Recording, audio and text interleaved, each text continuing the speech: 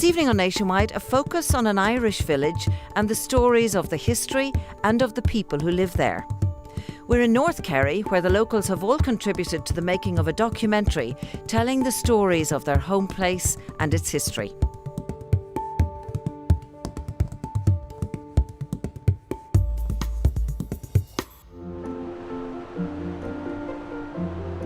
Our country is full of contemporary and historical stories that make our parishes and counties special. And this evening, we're looking at the work of a County Kerry husband and wife team who've made a full-length documentary about their local area.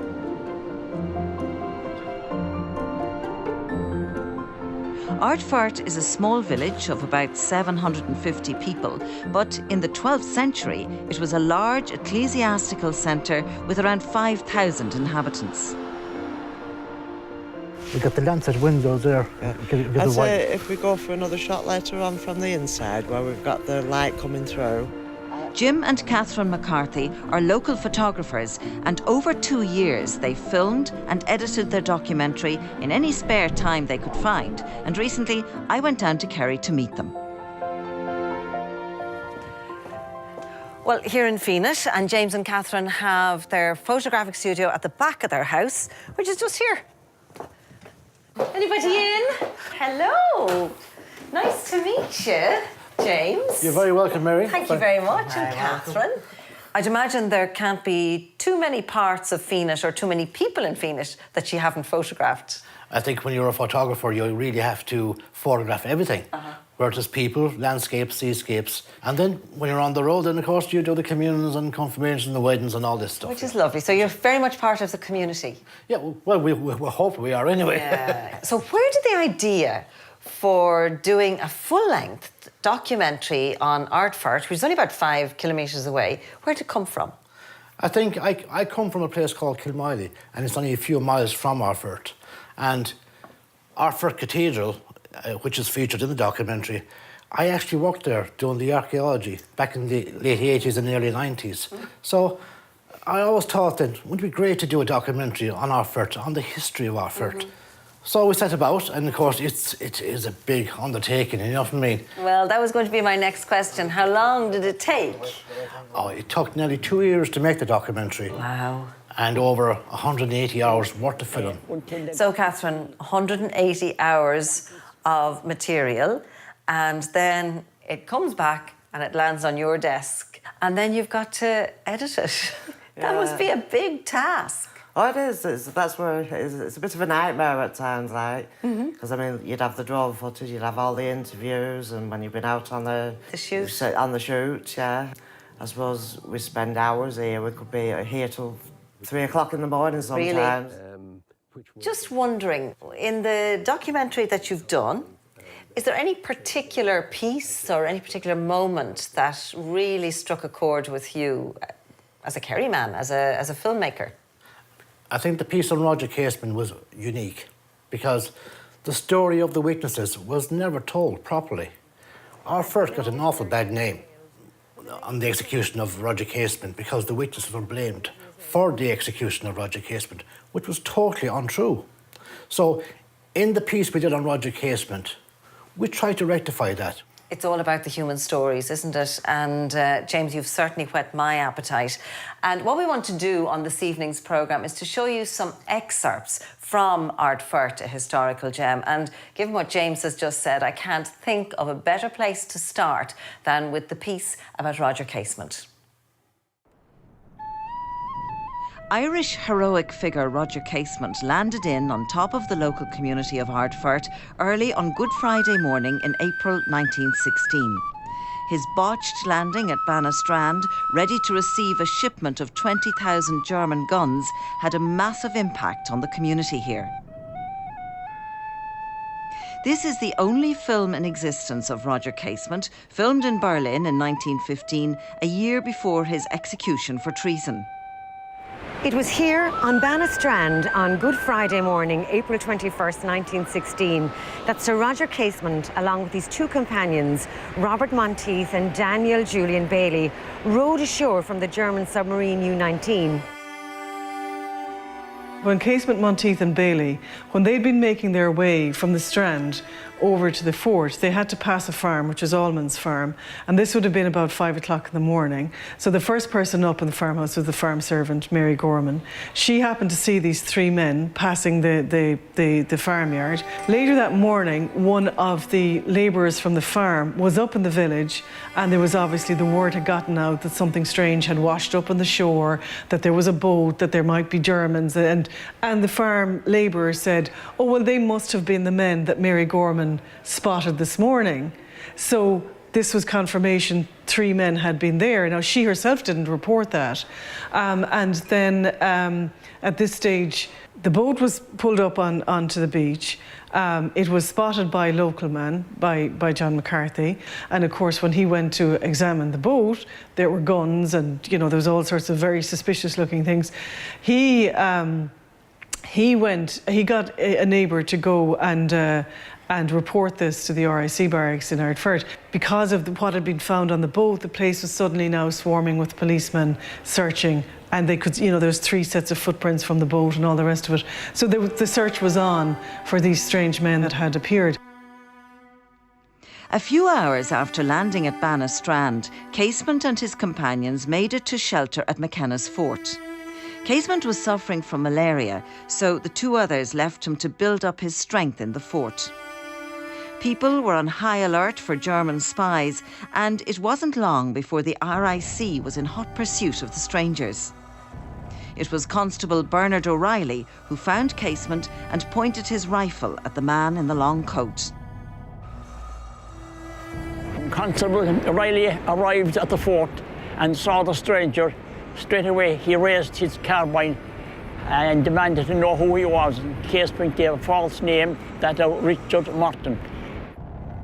As Roger Casement was being brought out of the fort, he was very conscious of the German code that he had in one of his pockets. He came to have that code because he swapped overcoats with Monteith earlier in the journey that morning. His overcoat was too heavy. He was ill, suffering from the after effects of malaria, and Monty decided to give him his lighter overcoat and take Casement's heavier one. But Casement, as I said, saw the poignant trap, realised what he was going to be taking, and up to then, he was very conscious of the German code in his pocket. He didn't realise it was going to be incriminating. He took it out with one of his pockets with one of his hands, put it behind his back, tore it in 2 or 4 pieces and let it fall to the ground. 2 local boys spotted the papers on the ground and handed them over to the RIC, not realising who the stranger in their midst really was. Young Dowling, who was a friend of Martin Collins, saw the bits of paper on the side of the road, ran over, picked them up and gave them to Martin Collins, who in turn gave them to one of the policemen. That was the German code that Monteith had been given in Berlin before he left Germany, which was to be used for further supplies for the volunteers on the assumption that the 1916 rising was going to be widespread and was going to go ahead. A number of local people were subpoenaed and gave evidence at Casement's trial. The evidence that they had was simple stuff. Mary Gorman, I saw 3 people. Martin Collins, I picked a bit of paper off the ground. John McCarthy, I found the boat on the beach. Simple little bit, but the English media twisted and twisted it because they wanted to portray Casement as a traitor. The witnesses from Ardfert were, you know, just pawns in all of this. They were, you know, made to feel shame about what they had done. Do you know, unfairly, I think, very unfairly. This strange man who had wandered into their lives, you know, almost randomly, completely, for 2 of them anyway, you know, changed the course of their life, you know. And when they came back to Ardfert, I mean, like, it was a different world again. And they had to fit in. And Mary Gorman herself, she was only a young girl. So she eventually went to America. And supposedly she died very, very young. And then there was John McCarthy and there was Martin Collins. They came back to Ardfert, but they lived their lives out. But they found it very hard. But there was always a stigma attached to the Ardfert people after that. The witnesses from this area who were taken over against their will over to London for the trial of Casement. You know, like that, they were completely innocent people, like, and they got blamed. This area got blamed, and sometimes they called Ardfert the Casement hangers. You know, it even happened in Tralee, when Ardfert won the championship, a team called Tublin in 1917. And I think that in that match they were called Casement hangers, like, you know, and it was very wrong altogether, like.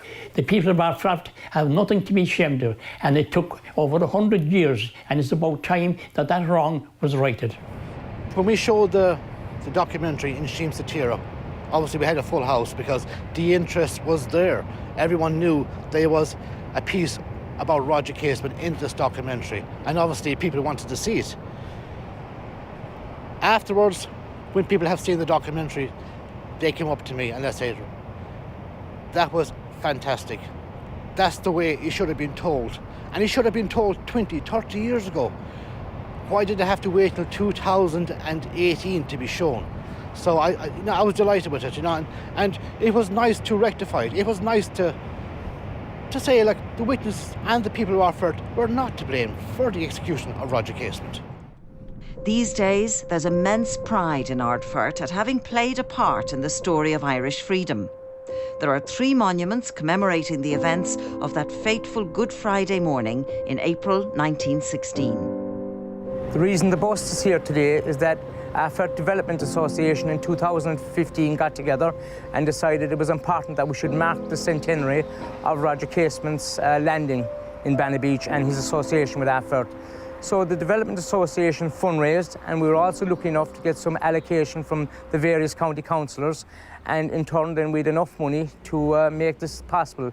Joe Neeson sculpted the piece, which we were absolutely thrilled with and delighted with, because it's an incredible likeness to Roger Casement.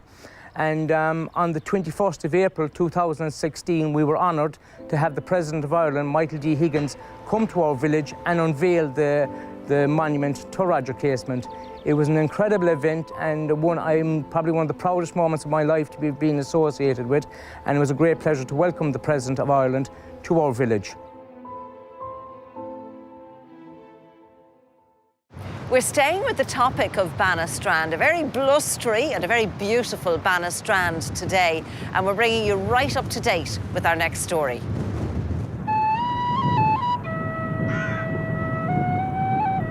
Jim and Catherine featured the local voluntary group Ardfert Sea Rescue in their documentary. The organisation is available around the clock to assist with any emergencies that arise.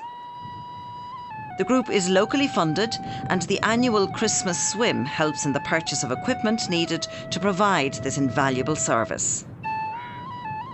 I joined Ardfert Rescue because I'm originally from a local small fishing village, and these kinds of community or organisations are so important for locals. Weather's rough enough today, nice tricky conditions. So what we're going to do is we're going to do some tricky launch and recovery, and then we're also going to do casualty recovery and man overboard. We train out in the sea to make sure we avoid any mistakes for that critical moment in time. To avoid these mistakes, we also review all the training we do. We wear helmet cameras, body cameras, and when we come back from the sea, we actually look at the footage and check out our mistakes or see how we can actually improve what we've just done. To become a member of Ardfert Sea Rescue, what sort of training's involved? When you first sign up, you have a 6-month probation period, and during that time, you go to sea with them, you take control of the boat, you learn different knots, and you basically just go out as a crew member, and then after that time, they just see whether you're suitable for it or not. First of all, I'm a member of the management committee, and obviously I act in my professional capacity as a medical doctor. During the winter months, I help to provide some first aid training. I don't go to sea, but I'm available to advise the crew on how to deal with any of the casualties, and I also attend any of the scenes of any incident that occurs if they require my help or my staff. It was a great achievement then, and a great thrill, we'll say, to have achieved what we set out to do, that if something happened in Banna, that we had a rescue boat and a full crew to look after our beach and keep it safe for the tourists and for the locals alike. Ardfert Sea Rescue are one of the agencies we work quite a lot with and work very well with them. I suppose throughout the country we couldn't do our job without the volunteers of likes of Ardfert Sea Rescue and all the other many agencies out there. Sometimes a helicopter's not your best option, and certainly the ground units are worth their weight in gold. Kids, if they're aware from a very early age, even from a school setting, if they're encouraged to understand, how to call for help and what to do, and understand that there's no negative impact to calling for help. And even if you're wrong, we would call that a call of good intent, so that you thought somebody was out to sea there, you thought he was waving or he got stuck on a surfboard, but then it transpires that he was actually fine. That's absolutely no problem with us. We have no problem attending them calls whatsoever. I think the earlier we call them, the more likelihood there is for a successful outcome. Well, Cogardachas O'Cree le Gachtina at Ardfert Sea Rescue for providing such an invaluable service in this part of the country. We're going to take a break now, and when we come back we'll be looking at what was discovered during excavations at the nearby cathedral in Ardfert. So we'll talk to you again in a couple of minutes, unless we're blown away in the meantime.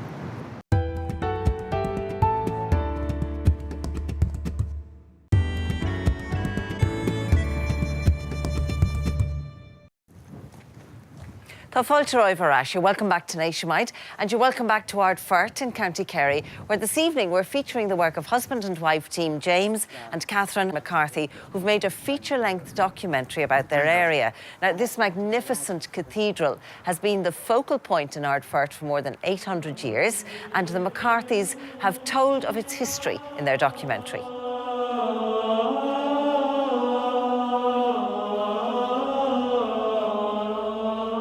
One of the most striking features of Ardfert is the magnificent 13th century cathedral, which is built on the site of an earlier monastic settlement founded by St. Brendan in the 6th century.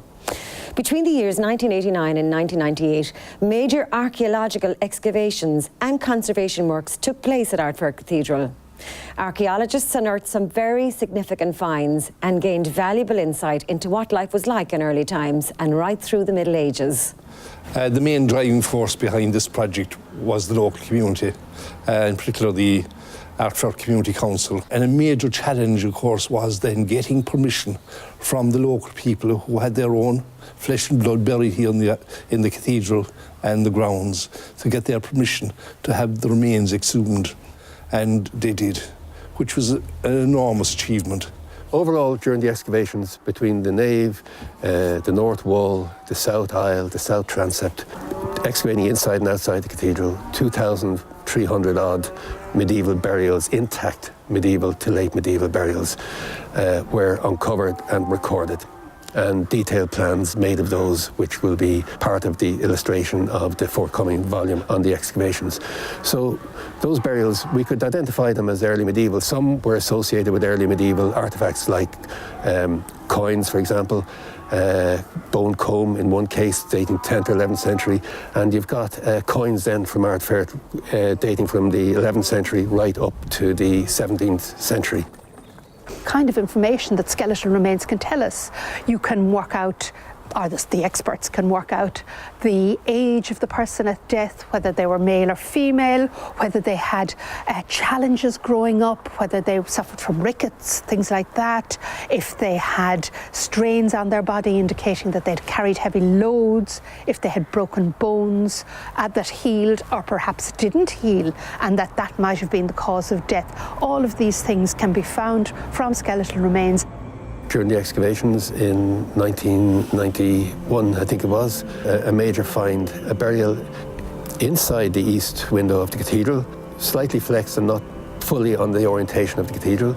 A male adult burial with a ring on his right hand. The ring itself had a setting in it, carnelian setting. It's an intaglio ring or a seal ring. It had a setting of a carnelian with an image carved into that of the god Apollo, the Roman god Apollo. So it was used more than likely as a seal ring and reset into a ring of maybe 11th to 12th century date. The dating might tie in with a historical figure we know, a bishop called David of Dietrich, who was Bishop of Ardfert in the late 12th century, who had to go to Rome to see Celestine III, the Pope at the time, and was given recognition as the Bishop of Kerry and came back here. And who knows, maybe he came back here with that ring, and maybe that's the burial that we uncovered. Now, Finbar, we're standing here in the rubble and what remains of the old round tower. But would it have been a large structure? Well, we don't know how tall it was, but it was reputed to be the tallest round tower in Ireland. In the 11th century and 12th century, they built these towers, these round towers, possibly as places of refuge, because they were very hard to climb. They could pull up the ladders or as they went up through the various floors. They were called bell towers, or cligtoch, which means a bell tower or a bell house.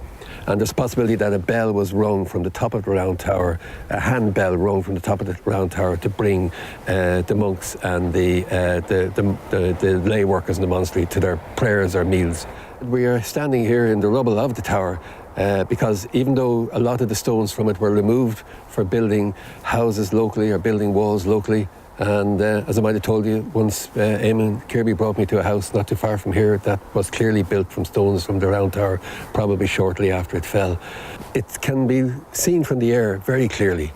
They are impressive structures. They really stand out in the landscape, any that survived to this day. So this would have been like a beacon, and this is a very elevated area, so this round tower would have been seen for miles around.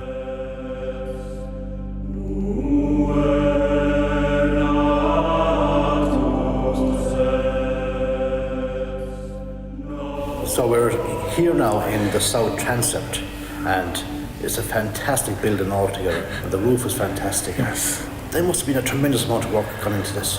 There was. It had been decided that there needed to be a visitor facility here, a facility for the guides, also to provide exhibition for some material that came up in excavation and to have an exhibition. So you needed a roofed building to do that. So this is an authentic looking, it's made in the 20th century, but it's an authentic a style of roofing in oak from the period. So a lot of attention went into that type of detail, and it gives people an idea of what the church would have been like here at that time. The archaeological excavations undertaken here turned out to be extremely significant. The building itself is now standing, hopefully for another 1,000 years.